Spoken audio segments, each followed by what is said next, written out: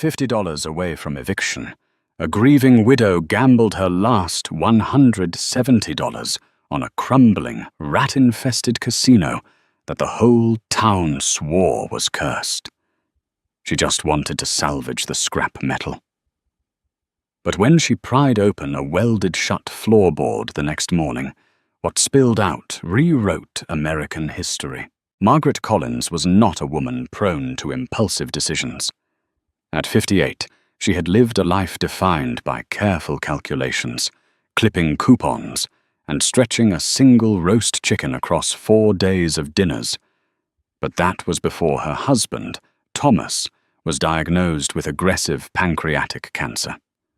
And it was certainly before the crushing mountain of medical debt left her entirely alone, staring down the barrel of a bank foreclosure on the modest ranch home they had shared for 30 years in the dusty outskirts of Henderson, Nevada. It was a blistering Tuesday in August when Margaret found herself sitting in the back row of the Washoe County tax deed auction. She wasn't there to buy property. She was there because an old friend, a paralegal named Brenda, told her there might be a clerical job opening at the courthouse. But the job was already filled by the time Margaret arrived. Too exhausted to walk back out into the 100-degree heat, she sat down in the air-conditioned gallery and watched the proceedings.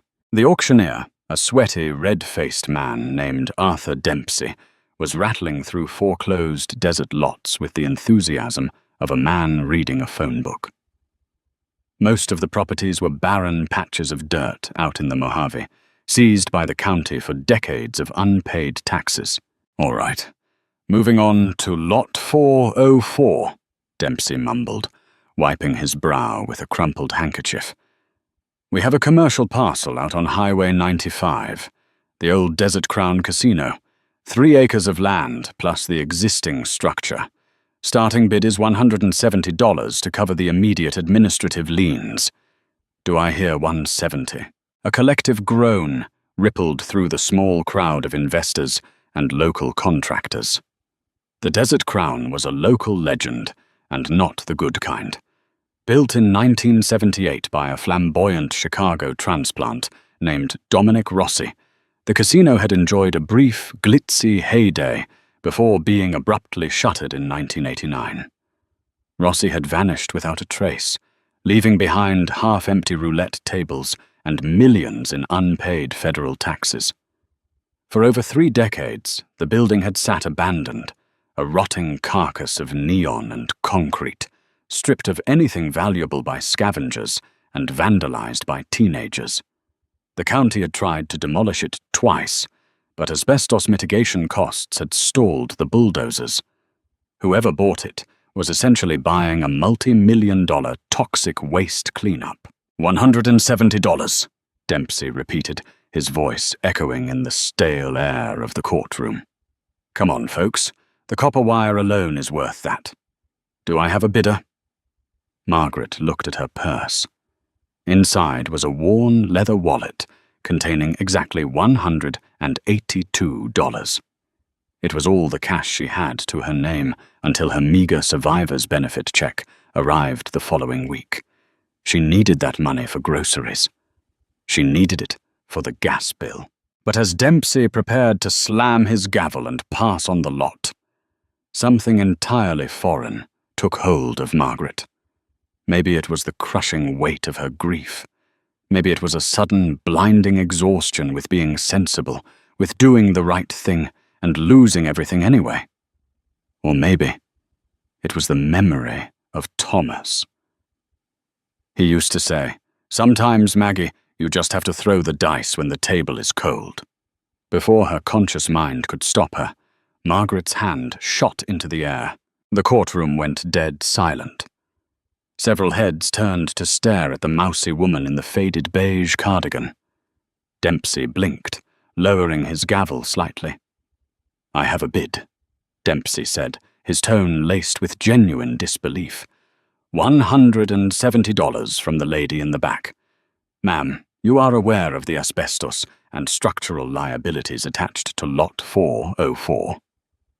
I am, Margaret lied, her voice surprisingly steady, though her heart was hammering violently against her ribs. Fair enough. Going once, going twice. Bang. Sold to the lady in the back for $170. A man sitting 2 rows ahead of her, a wealthy local developer named Richard Hughes, turned around and gave her a pitying smile. "You just bought yourself a very expensive graveyard, sweetheart," he whispered. Margaret didn't reply. She walked down to the clerk's desk, handed over 8 $20 bills and a 10, signed a stack of bewildering legal documents, and walked out of the courthouse. She was now the sole owner of a 40,000-square-foot abandoned casino. When she reached her beat-up 2004 Ford Taurus in the parking lot, she rested her forehead against the steering wheel and finally allowed herself to cry. What had she done? She had thrown away her food money for the month on a pile of toxic rubble. It was an act of sheer madness. But as she wiped her tears, a hardened resolve settled over her. Dempsey had mentioned copper wire. She had a crowbar in the trunk. If she could strip enough wire and sell it to the scrapyard by the weekend, she could at least make her money back. She turned the key in the ignition. She was going to the Desert Crown. Highway 95 stretched out like a grey ribbon across the cracked, sun-baked earth. By the time Margaret pulled into the weed-choked parking lot of the Desert Crown Casino, the sun was beginning its descent, casting long, eerie shadows across the property. The building was a colossal monument to decay. The massive neon crown that once sat atop the roof had collapsed inward, its glass tubes shattered. The grand entrance, once flanked by golden statues of lions, was boarded up with rotting plywood. The desert wind howled through the broken windows, making the entire structure sound like a ding-wheezing beast. Margaret popped the trunk, grabbed her heavy iron crowbar and a heavy-duty flashlight, and approached a side service door that hung loosely on its rusted hinges. Stepping inside, she was immediately hit by the smell, a suffocating mixture of stale cigarette smoke, mildew, and decades of undisturbed dust. She clicked on her flashlight. The beam cut through the gloom, revealing a massive cavernous space. Rows of vintage slot machines stood like silent sentinels, their colorful glass faces smashed in, their mechanical guts spilling onto the ruined carpet. Overturned blackjack tables lay half-buried under collapsed ceiling tiles. It was utterly desolate. Margaret tied a bandana over her nose and mouth to guard against the dust and began her search. She moved methodically through the main gaming floor, prying open electrical boxes and pulling at exposed cables. To her dismay, Richard Hughes and the town gossips had been right. The scavengers who had raided the place in the early 90s had been thorough. Every inch of valuable copper, every scrap of sellable aluminum, had been violently stripped away. Hours passed. Her back ached, her hands were blistered, and her pile of scavenged wire amounted to perhaps $15 worth of scrap. Defeated, Margaret sat down on the edge of a dusty craps table. It was past 8 p.m. The Nevada desert cools rapidly at night, and a fierce, unexpected windstorm had kicked up outside, rattling the remains of the casino's windows. Driving back in this dust storm with her car's balding tires was a death sentence. She had no choice but to wait it out. She decided to seek shelter in the back offices, hoping to find a room with intact windows. She navigated a dark, narrow hallway lined with peeling velvet wallpaper until she reached a heavy oak door marked Management. Inside, the office was surprisingly pristine compared to the chaotic destruction of the casino floor. The heavy wooden blinds were drawn, which had protected the room from the elements and the vandals. A massive mahogany desk dominated the space, flanked by leather armchairs that had cracked with age. Margaret dragged one of the armchairs into a corner. wrapped her cardigan tightly around herself, and turned off her flashlight to save the battery. The howling of the wind outside was muffled here. As she closed her eyes, exhaustion finally pulled her into a fitful, restless sleep. She didn't know how long she had been asleep when the sound woke her. Clack, clack, whirr. Margaret's eyes snapped open. The room was pitch black. The wind was still screaming outside, but the sound she had heard was distinctly inside the room. It was mechanical, heavy, like gears grinding against one another. She held her breath, her fingers instinctively curling tightly around the iron crowbar. Clack, clack, thump. It was coming from the wall directly behind the mahogany desk.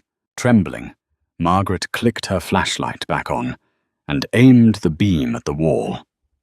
It was covered in dark walnut paneling, adorned with a large framed photograph of the original owner, Dominic Rossi, shaking hands with a local politician.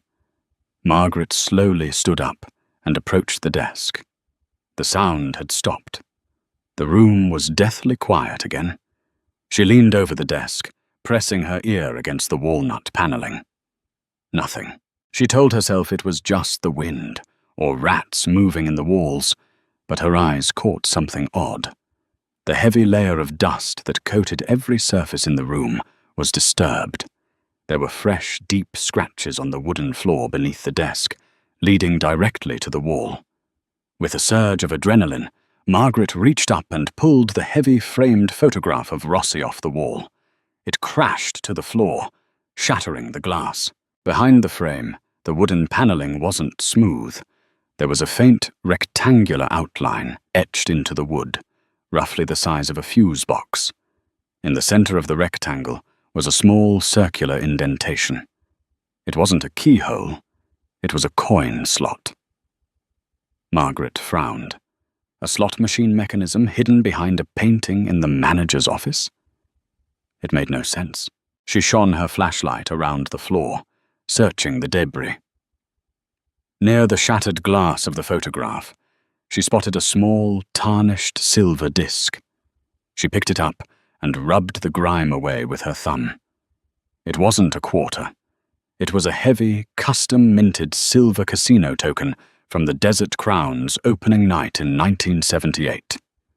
Her pulse racing, Margaret stepped back to the wall. She aligned the silver token with the hidden slot and pushed it in. The token slid smoothly into the wall. For a terrifying second, nothing happened.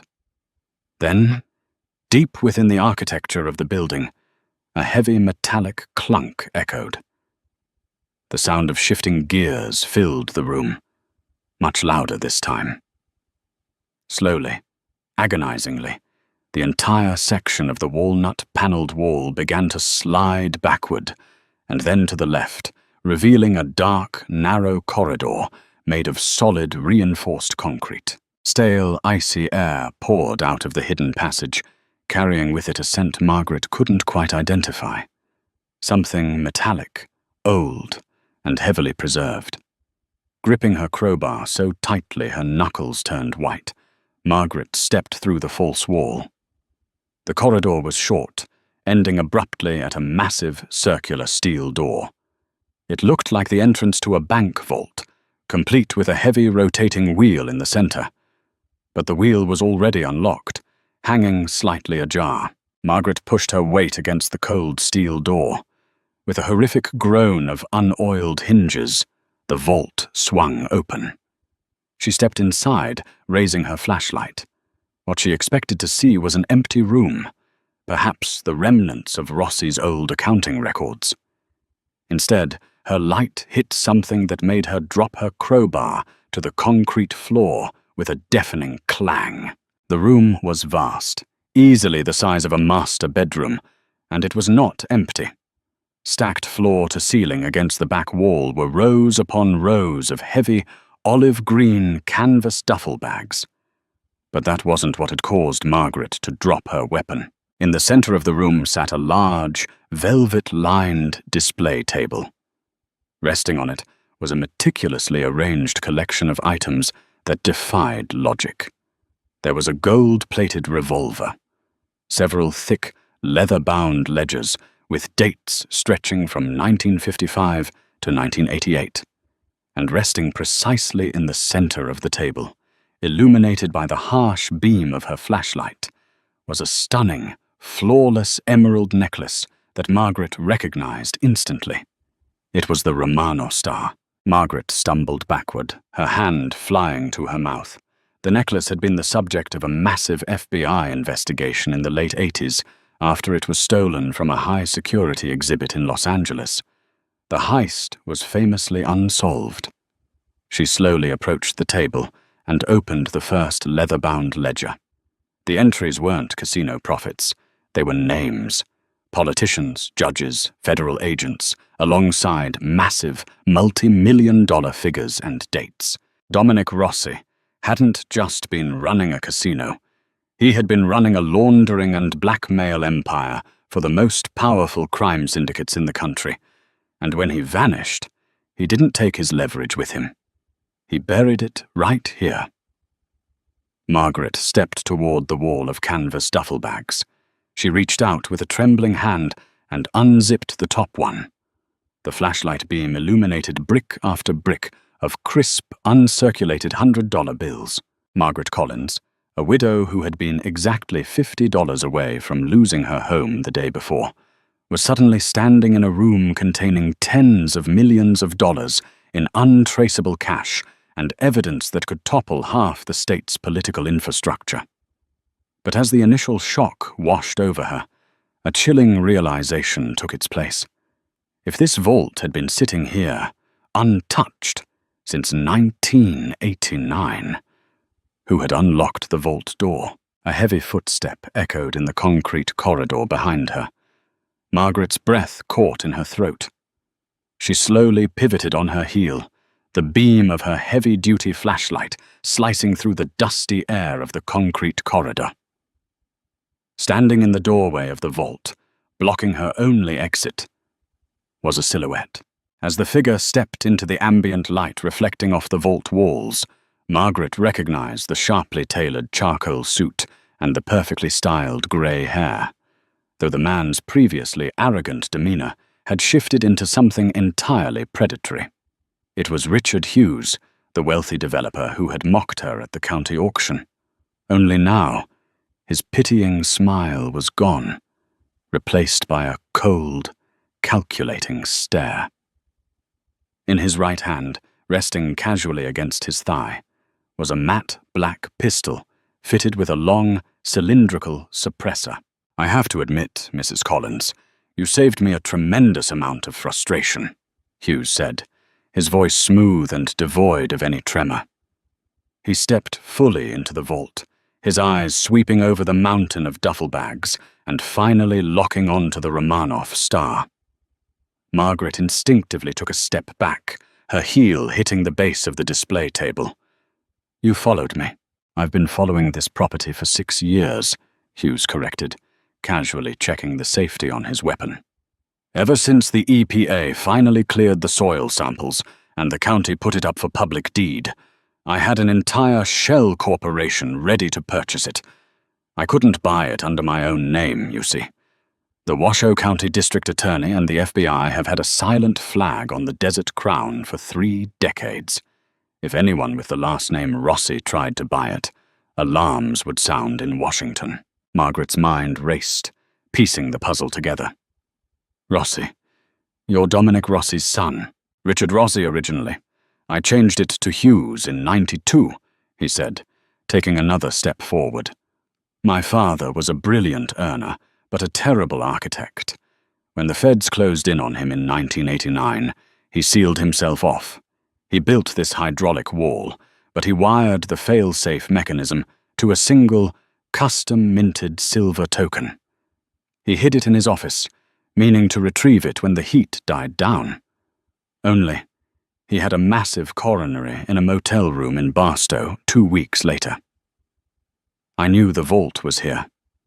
I knew the code to the inner steel door, but I spent the last 3 years secretly tearing apart every inch of that office, looking for the trigger mechanism. He gestured to the shattered picture frame on the floor in the other room. And then you, a desperate widow, stumble in with a crowbar, break a frame I walked past 100 times, and find the key.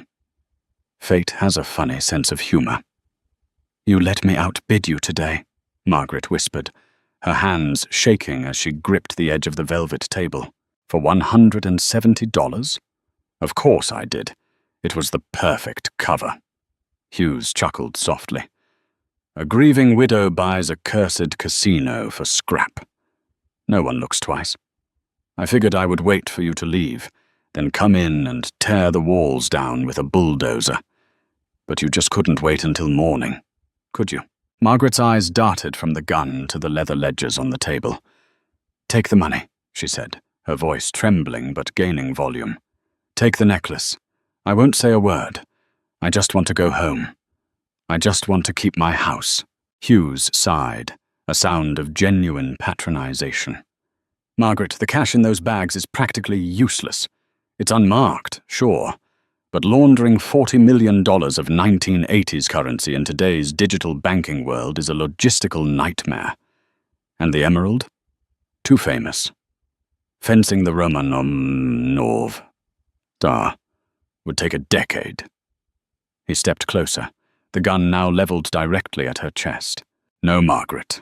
The real treasure is right under your hand." He pointed the barrel toward the leather-bound ledgers. "My father kept meticulous records. Bribes, wiretaps, offshore accounts. There are federal judges sitting on the bench right now whose careers would end overnight if those pages saw the light of day. There is a sitting United States Senator in Washington who owes his first election to my father's blood money. Those men will pay me 10 times what is in these bags to keep those books buried. But to do that, there can't be any loose ends." The temperature in the vault seemed to drop another 10 degrees. Margaret looked at the man's eyes. They were dead, flat, and completely devoid of empathy. He wasn't going to let her walk out of this desert alive. He was going to shoot her, bury her under the rotting floorboards of the casino, and walk away a billionaire. Her life had been reduced to nothing. She had lost her husband. She was losing her home to Bank of America. And now she was going to lose her life in a forgotten concrete tomb. But as Hughes raised the pistol to aim at her head, the image of Thomas flashed in Margaret's mind. Thomas, who had fought his cancer for 3 agonizing years, never once giving up, never once letting the pain steal his dignity. "Throw the dice, Maggie." Margaret slid her hand into the right pocket of her beige cardigan, her fingers wrapped around cold, textured brass.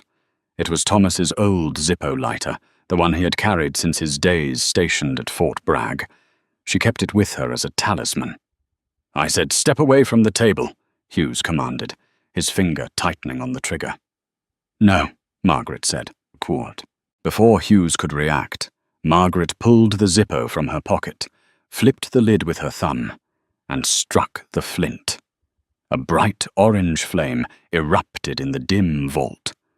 With a swift, violent motion, she grabbed the open canvas duffel bag nearest to her, the one overflowing with dry, 30-year-old $100 bills, and tipped it over the table. Stacks of cash spilled across the velvet, burying the ledgers. Margaret thrust her hand forward, holding the burning Zippo mere inches from the dry paper currency. "Stop!" Hughes yelled, his voice cracking with sudden, raw panic. The calm, predatory sociopath from a moment ago vanished, replaced by a terrified man trapped in a concrete box. He lowered the suppressed pistol slightly, his eyes locked on the flame dancing dangerously close to the dry, decades-old paper currency.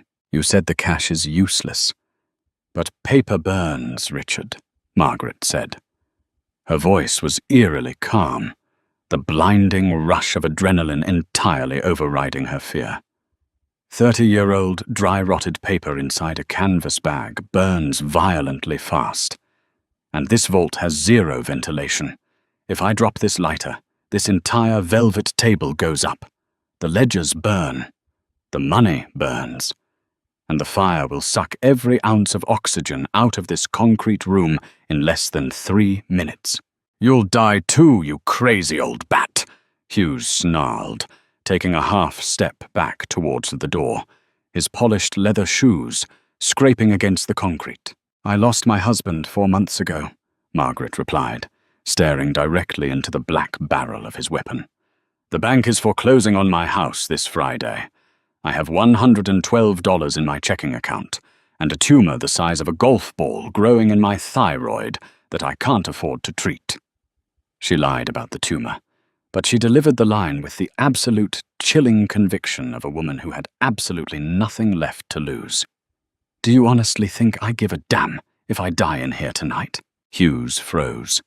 He was a ruthless businessman who understood leverage, blackmail, and calculated risk. He did not, however, understand the sheer, terrifying recklessness of someone who had already lost everything. He looked at the flickering flame, then at the priceless blackmail ledgers resting beneath the cash. "Put the lighter down, Margaret," he said, his tone shifting into a desperate, placating purr. "We can make a deal. I can wire $1 million to an offshore account for you tonight. I'll pay off your mortgage. Just close the lid." "Drop the gun," Margaret countered, inching the flame closer. The corner of a $100 bill caught the heat, instantly singeing brown and sending a thin, acrid ribbon of grey smoke into the stagnant air. Okay, Hughes yelled, raising his left hand in surrender. He slowly bent his knees, placing the pistol on the floor and sliding it far across the concrete with his foot. "Now step back. Out of the vault," Margaret commanded. Hughes complied, taking 3 slow, deliberate steps backward until he was standing in the narrow corridor. Margaret knew this was her only window. She couldn't outrun him, and she certainly couldn't overpower him in a physical fight. With her left hand, she snatched the heaviest of the leather-bound ledgers. In one fluid, violent motion, she hurled the thick book directly at the heavy-duty flashlight resting on the table. The heavy steel casing crashed to the floor, shattering the bulb and plunging the vault into absolute darkness, save for the tiny orange glow of her Zippo. "Hey!" Hughes shouted, lunging forward into the room, his hands grasping blindly. But Margaret was already moving. She dropped to her knees, sweeping her hands across the cold floor until her fingers brushed the familiar, cold iron of her crowbar. Hughes stumbled in the dark. Margaret swung the iron bar with every ounce of strength her 58-year-old arms could muster, aiming low. The iron connected with Hughes's kneecap with a sickening, wet crack. Hughes let out a blood-curdling scream, collapsing onto the floor, clutching his shattered leg. Margaret scrambled to her feet, abandoning the lighter and the emerald. She sprinted blindly for the sliver of moonlight bleeding in from the manager's office, bursting through the vault doorway. Using her entire body weight, she slammed the massive steel vault door shut. It sealed with a deafening clang. She grabbed the heavy wheel, spinning it hard to the right until the locking bolts engaged with a definitive thud. Hughes's muffled, frantic pounding echoed uselessly from behind 3 feet of reinforced steel. By 9 a.m. the next morning, the Washoe County Sheriff's Department and the FBI's Transnational Organized Crime Division had completely cordoned off the Desert Crown Casino. Margaret sat in the back of an ambulance, wrapped in a foil shock blanket. Special Agent in Charge. David Miller approached her, accompanied by a man in a sharp tweed suit. "Mrs. Collins, my team just extracted Richard Rossi. He will survive to stand trial," Agent Miller said gently. "U.S. Attorney William Gallagher is flying in from D.C. to secure the ledgers. You've handed us the biggest organized crime bust in a decade." Margaret nodded slowly. "What about the vault?" The man in the tweed suit stepped forward. Ma'am, I am Arthur Pendleton, an executive appraiser for Lloyd's of London. The Romanov Star belongs to our insurers, and we have maintained an active bounty for its recovery since 1989. The finder's fee is perfectly legal, tax-exempt, and entirely yours. Margaret's tired eyes widened. How much is the fee? Pendleton smiled warmly. $2.5 million. I'd say your auction bid paid off. 3 weeks later, Margaret Collins stood on the porch of her modest home. The foreclosure sign was gone, replaced by blooming rose bushes. Holding the official deed to her home, paid in full, she smiled. She had thrown the dice when the table was cold, and she had finally won. Are you shocked by Margaret's incredible bravery? This story proves that sometimes the biggest gambles in life happen when we have absolutely nothing left to lose. If you loved this insane true crime survival story, hit that like button, share it with your friends to spread the suspense, and don't forget to subscribe to our channel for more unbelievable, edge-of-your-seat hidden treasure stories every single week. Drop a comment below. What would you have done in the vault?